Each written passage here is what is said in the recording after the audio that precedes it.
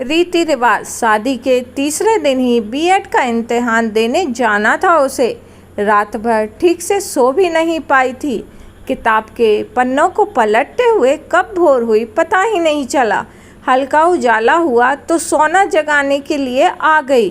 बहुत मेहमान थे तो सबके जागने से पहले ही दुल्हन नहा ले, नहीं तो फिर आंगन में भीड़ बढ़ जाएगी। सबके सामने बाल गीले, सिर पर पल्लू लिए थोड़े ना निकलेगी। नहाकर रूम में बैठकर फिर किताबों में खो गई। मुँह दिखाई के लिए 2-4 औरतें आई थीं। सब मुँह देखकर हाथों में मुड़े तुड़े कुछ 50 के नोट और सिक्के देकर बैठ गईं और सारे पर घड़ी के देखा तो 8:30 बज रहे थे। 9 बजे निकलना था। तैयार होने के लिए आईने के सामने साड़ी लेकर खड़ी हो गई। 4-5 राह नीचे होते बाल बांधने की कोशिश की, मगर ऊपर तो वो बंध ना पाया। साड़ी पकड़कर वो रुआसी सी बैठ गई। अम्मा को बोला था शादी नहीं करो मेरी, अभी इम्तिहान दे देने दो, मेरा साल बर्बाद हो जाएगा, मगर मेरी एक ना सुनी। नौकरी वाला दूल्हा मिला नहीं कि बोझ समझकर मुझे भेज दिया। आंसू पोंछते हुए बुदबुदा रही थी। तैयार नहीं हुई, बाहर गाड़ी आ गई है, जल्दी करो ना। दूल्हे मियाँ कमरे में आते हुए बोले।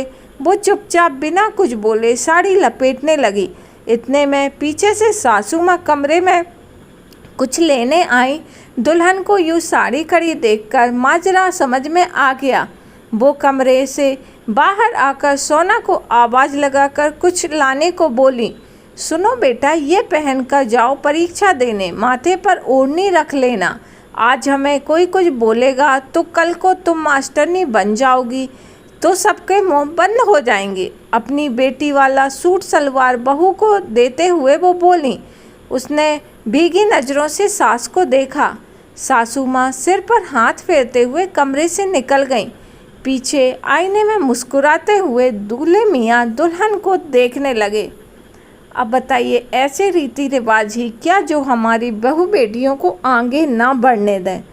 मतलब इन रीति रिवाजों का मतलब ही क्या है? मतलब अगर कोई रीति रिवाज हैं वो परंपराओं को आगे बढ़ाने के लिए होते हैं, लेकिन जब वो हमारे बोझ बन जाते हैं तो उनको छोड़ देना ही ज़्यादा बेहतर है।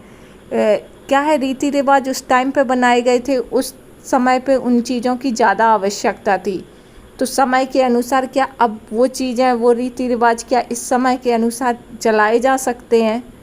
या फिर किसी पर इस समय अगर आप पुराने रीति रिवाज चलाते हैं तो वो ऐसा लगता है जैसे आप उनके ऊपर थोप रहे हैं। तो आपका इस मुद्दे पर क्या कहना है? कमेंट बॉक्स में अपनी राय ज़रूर दें और वीडियो पर लाइक करें, चैनल सब्सक्राइब करें। इसी तरह आपको अच्छी अच्छी स्टोरी देखने को सुनने को मिलती रहेगी।